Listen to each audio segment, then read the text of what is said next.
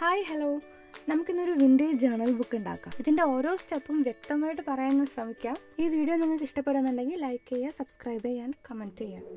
ഈ ഒരു journal book ചെയ്യുന്നതിന് വേണ്ടിയിട്ട് ഞാൻ A4 സൈസ് പേപ്പറാണ് എടുത്തിട്ടുള്ളത്. പിന്നെ കുറച്ച് വെള്ളം എടുത്തിട്ട് അതിൽ കോഫി പൗഡറാണ് ഇട്ടിട്ടുള്ളത്.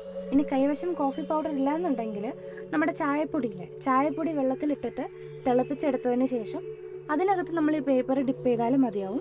ഞാനിവിടെ അതിനുള്ള മടി കാരണം കോഫി പൗഡർ വെള്ളത്തിൽ മുക്കിയിട്ടാണ് ഞാൻ ഈ ചെയ്യുന്നത്. എല്ലാ വശത്തും കൃത്യമായിട്ടിത് കിട്ടുന്ന വിധത്തിന് എടുക്കുക. ഇനി അടുത്ത പ്രക്രിയ ഇത് ഉണക്കുക എന്നതാണ്. വെയിലത്ത് വെച്ച് ഉണക്കുകയോ അല്ലെങ്കിൽ ഞാൻ ഈ ചെയ്യുന്നത് പോലെ ഹെയർ ഡ്രയർ യൂസ് ചെയ്താലോ മതിയാവും.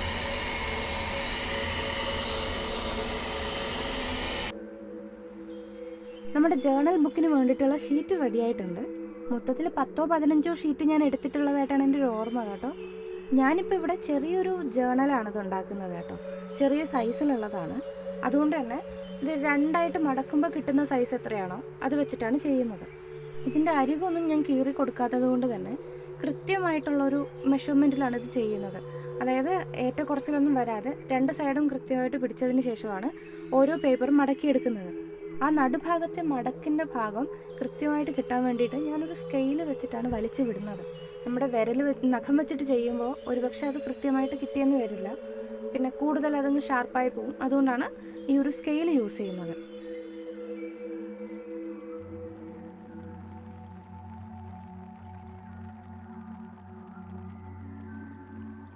എല്ലാം മടക്കിയെടുത്തപ്പോൾ ഏകദേശം ഇത്രയും സൈസിനാണ് നമുക്ക് പേപ്പർ കിട്ടിയിട്ടുള്ളത്.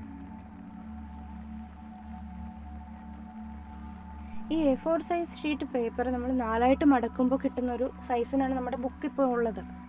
ഇനി നമ്മൾ ചെയ്യുന്നത് ഇതിൻ്റെ മുകൾ ഭാഗത്ത് മാത്രമായിട്ട് മുറിച്ചു കൊടുക്കുന്നുണ്ട്. നടുഭാഗം അങ്ങനെ ഇരുന്നിട്ട് മുകളിലത്തെ ഭാഗം ഓപ്പൺ ചെയ്യുന്നതിന് എളുപ്പത്തിന് വേണ്ടി നമ്മൾ മുകൾ ഭാഗം മാത്രമായിട്ട് കീറി കൊടുക്കുന്നുണ്ട്.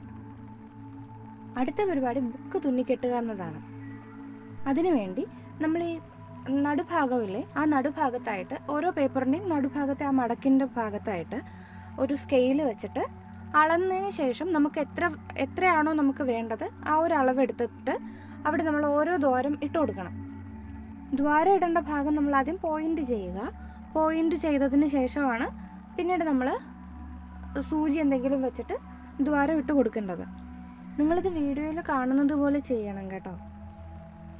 അങ്ങനെ ഓരോ പേജസിലും നമ്മൾ അതിൻ്റെ നടുഭാഗത്ത് ഇതുപോലെ ദ്വാരം ഇട്ട് കൊടുക്കുക. നമ്മൾ ഓരോ പേപ്പറിലും ദ്വാരം ഇട്ട് കഴിഞ്ഞു കേട്ടോ. ഇനി നമുക്കിത് തുന്നിക്കെട്ടണം. ഞാനിവിടെ ഒരു ബ്രൗൺ കളറിലുള്ള നൂലാണ് എടുത്തിട്ടുള്ളത്. നൂലെന്ന് പറയുമ്പോൾ എംബ്രോയ്ഡറി നൂലാണ് കേട്ടോ.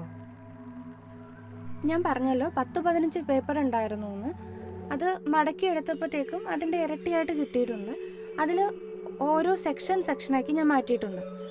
ആദ്യത്തെ സെക്ഷനിലൊരു 5 പേപ്പർ ആണെങ്കിൽ അടുത്ത സെക്ഷനിൽ 5 പേപ്പർ, അങ്ങനെ അത്തരത്തിൽ ഓരോ സെക്ഷനാക്കി പേപ്പർ മാറ്റിയിട്ടുണ്ട്.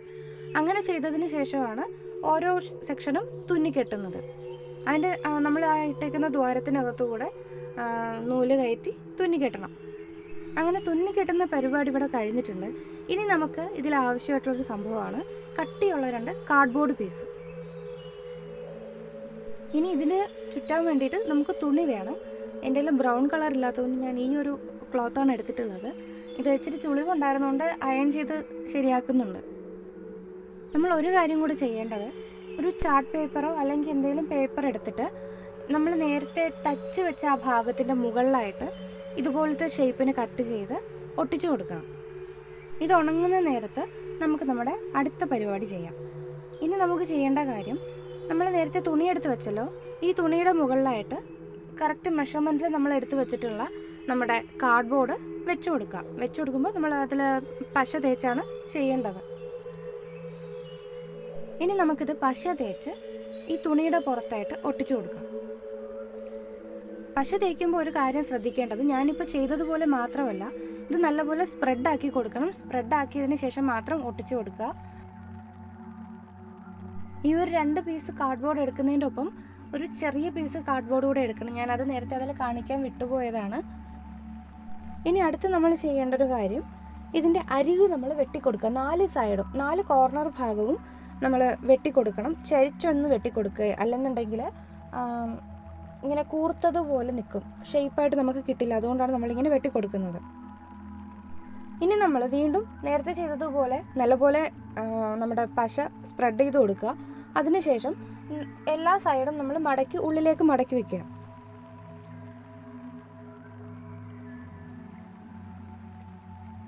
അതിനൊപ്പം നമുക്കൊരു ബുക്ക് മാർക്ക് കൂടെ ഉണ്ടാക്കാം. അതിന് ഞാനിവിടെ ക്രോഷയുടെ നൂലാണ് എടുത്തിട്ടുള്ളത്. അത് വെച്ചിട്ട് ബുക്ക് മാർക്ക് നമുക്ക് ചെയ്തു കൊടുക്കാം. ഈ ഒരു ബുക്ക് മാർക്ക് ഉണ്ടാക്കുന്നതിന് വേണ്ടിയിട്ട് നമ്മുടെ കൈവശമുള്ള നൂല് ആവശ്യത്തിന് നീളത്തിന് മുറിച്ചെടുക്കുക. അതിനുശേഷം നമ്മുടെ 2 വിരലിലെ നമ്മുടെ 2 കൈവിരലുകൾക്ക് ഇടയിൽ വെച്ചിട്ട് അതൊന്ന് ചുറ്റിയെടുക്കണം. നല്ലപോലെ ചുറ്റിയെടുത്തതിന് ശേഷം ഒരു ചെറിയ കെട്ടിട്ട് കൊടുക്കുക മുകളിലായിട്ട്. എന്നിട്ട് അപ്പോൾ നമ്മളിതിപ്പോൾ കെട്ടിട്ട് എടുക്കുമ്പോഴത്തേക്കും ഒരു റൗണ്ട് പോലെയല്ലേ ഇരിക്കുക. അപ്പോൾ അതിൻ്റെ അറ്റഭാഗത്ത് വെച്ചിട്ട് നമ്മളൊന്ന് കട്ട് ചെയ്ത് കൊടുക്കുമ്പോഴത്തേക്കും അതൊരു തൊങ്ങൽ പോലത്തെ വിധത്തിന് നമ്മുടെ കയ്യിൽ കിട്ടും. എന്നിട്ട് അത് മുകളിൽ കെട്ടിയതിന് ഒരു കെട്ട് കൂടെ ഒന്ന് കെട്ടിയതിന് ശേഷം അതിനകത്ത് മുത്ത് എന്തെങ്കിലും ഇട്ട് കൊടുക്കുക. ഞാനിവിടെ മുത്തിട്ട് കൊടുക്കുന്നുണ്ട്. അപ്പോഴേക്കും നമുക്കുള്ള ബുക്ക് മാർക്ക് ഇവിടെ റെഡി ആയിട്ടുണ്ട്. നമുക്കിനി ഈ ബുക്ക് മാർക്ക് നമ്മുടെ ബുക്കിൻ്റെ നടുഭാഗത്തായിട്ട് തന്നെ ഒട്ടിച്ചു കൊടുക്കാം. ഇനി ഞാനൊരു എലാസ്റ്റിക് എടുക്കുന്നുണ്ട്. അത് ബുക്കെല്ലാം കൂടെ ചേർത്ത് നമുക്ക് വെക്കാൻ വേണ്ടിയിട്ടാണ്. അതായത് ഇതെല്ലാം ചെയ്തതിന് ശേഷം ഈ എലാസ്റ്റിക് ബാൻഡ് വെച്ചിട്ട് ഒന്ന് കെട്ടി വെക്കുക എന്നുള്ള ഉദ്ദേശത്തോടു കൂടെ ചെയ്തതാണ്. നല്ലപോലെ സെക്യൂർ ആയി എന്നുള്ളത് ഉറപ്പ് വരുത്തുക. അല്ലെന്നുണ്ടെങ്കിൽ നമ്മൾ ആദ്യത്തെ തവണ തന്നെ ഇത് ഇടുമ്പോഴത്തേക്കും ഇതിന് ഇളകി പോകുന്നുള്ളൂ.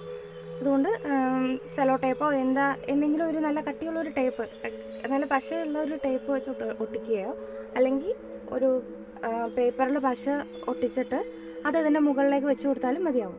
ഇനി ചെയ്യേണ്ടത് ഇതിൻ്റെ മുകളിലേക്ക് നമ്മൾ ഒരു പേപ്പർ വെച്ച് ഒട്ടിച്ചു കൊടുക്കണം. ഞാനിപ്പോൾ ഈ ഒരു കളറിൽ ചാർട്ട് പേപ്പറാണ് എടുക്കുന്നത്. അപ്പോൾ ഈ ഒരു വൃത്തികേട് കാണത്തില്ല, അതിന് വേണ്ടിയിട്ടാണ് ഈ ഒരു പേപ്പർ ഒട്ടിച്ചു കൊടുക്കുന്നത്. നമ്മളിവിടെ ചെയ്യുമ്പോഴും നേരത്തെ ഞാൻ പറഞ്ഞതുപോലെ നന്നായിട്ട് പേപ്പറല്ല, നന്നായിട്ട് പശ നമ്മൾ സ്പ്രെഡ് ചെയ്ത് കൊടുക്കണം. പശ സ്പ്രെഡ് ചെയ്ത് കൊടുത്തതിന് ശേഷം ഇതുപോലെ കറക്റ്റായിട്ട് കോർണർ നോക്കി ഒട്ടിച്ചു കൊടുക്കുക. പ്രത്യേകം ശ്രദ്ധിക്കേണ്ട ഒരു കാര്യം, നമ്മൾ നേരത്തെ വെച്ചില്ലായിരുന്നോ ഈ എലാസ്റ്റിക് അതിൻ്റെ അടിയിലാവാതെ നോക്കുക, അതെടുത്ത് പുറത്തേക്ക് വെക്കാൻ ശ്രദ്ധിക്കുക. അല്ലെന്നുണ്ടെങ്കിൽ നമ്മൾ ഒട്ടിച്ചത് വെറുതെ ആയിപ്പോവും, ഇത് അടിയിലായിപ്പോവും. അതൊന്ന് ഓർത്തിരിക്കുക കേട്ടോ. നമ്മുടെ ബുക്ക് ഇവിടെ ഉണങ്ങി വന്നിട്ടുണ്ട്. ഇനി നമ്മൾ ചെയ്യേണ്ടത് ഒരു ടേപ്പ് എടുത്ത് 2 സൈഡിലോ 3 സൈഡിലോ ആയിട്ട് ഒട്ടിച്ചു കൊടുക്കുക. ഇനി അടുത്ത പരിപാടി എന്ന് പറയുന്നത് നമ്മൾ ഇതിലെല്ലാം പശ തേച്ച് കൊടുക്കുക. അതായത് നമ്മൾ നേരത്തെ ഒട്ടിച്ചു കൊടുത്ത ആ ഒരു ചാർട്ട് പേപ്പറിൽ ഫുള്ള് പശ നല്ലപോലെ തേച്ച് വെക്കുക. അതിനുശേഷം നമ്മുടെ ഈ ബുക്ക് എടുത്ത് വയ്ക്കുക. ബുക്കിൻ്റെ ഫസ്റ്റ് പേജിൽ ഒന്ന് ഒട്ടിച്ചു കൊടുക്കുക. അപ്പോഴത്തേക്കും അതവിടെ ഇരുന്നോളൂ. ഓക്കെ.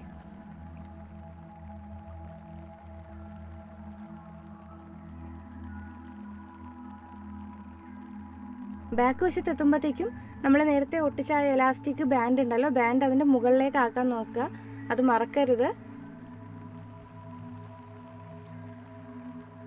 ഇത്രയും കൂടെ ആകുമ്പോഴത്തേക്കും നമ്മുടെ ജേണൽ ബുക്ക് ഇവിടെ റെഡി ആയിട്ടുണ്ട്.